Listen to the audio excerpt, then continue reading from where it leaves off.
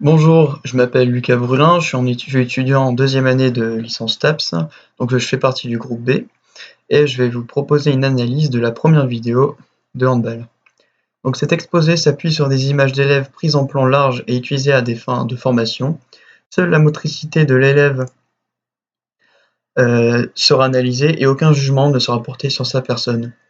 La vidéo est une situation de match entre deux équipes mixtes, une équipe à maillot orange et l'autre en équipe noire, dans une salle d'omnisport.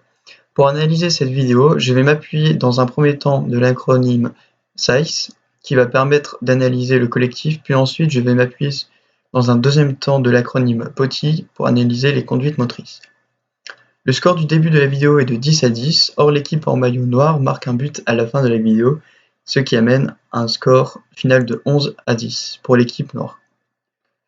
L'intention de l'équipe en maillot noir est d'aller vers l'avant en faisant des passes avant sur le côté pour écarter le jeu et de marquer rapidement lorsqu'ils ont la balle, et de contre-attaquer et d'intercepter la balle lorsqu'ils ne l'ont pas.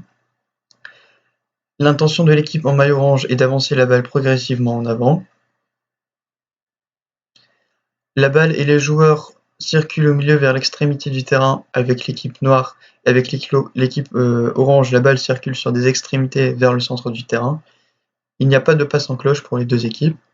L'équipe en noir accélère lors de passes, contrairement à l'équipe orange qui part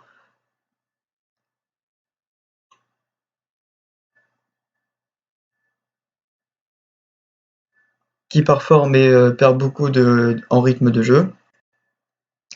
Au niveau des prises d'information, chez le porteur de balle en maillot noir avec le numéro 10, lors de l'attaque, il regarde ses partenaires et envoie la balle à son partenaire libre le plus proche, et les non-porteurs de balle essaient de se démarquer de leurs défenseurs en faisant des accélérations courtes.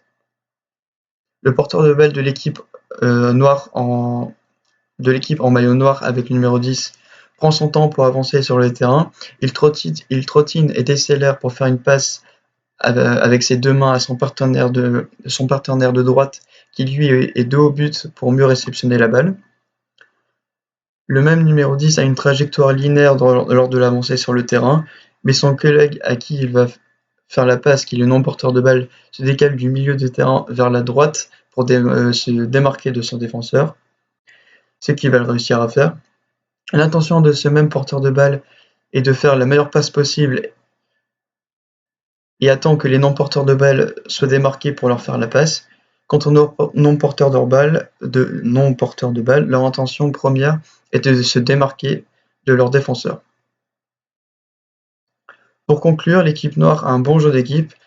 Ils arrivent à créer des ouvertures et profiter des mauvaises passes de leur adversaire pour contre-attaquer et marquer, contrairement à l'équipe orange qui ne font pas de passes précises et perdent plus facilement leur balle, peut-être en s'impliquant davantage et en proposant plus de solutions offensives, ils arriveront à mieux jouer en équipe. Merci de m'avoir écouté.